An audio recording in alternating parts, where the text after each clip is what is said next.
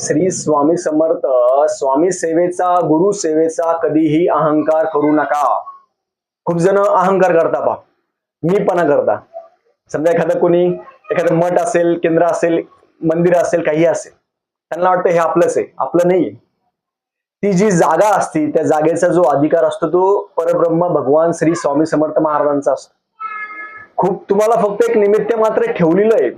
महाराजांचं कसं गोट्या असतात, गोट्या महाराज चेंज करता. म्हणून मी पणाचा अहंकार आणू नका. मी करतो, माझ्यामुळे होतं, मी मी मी हा मी आहे ना, तुम्हाला आयुष्यात काहीच पुढे जाऊ देणार नाही.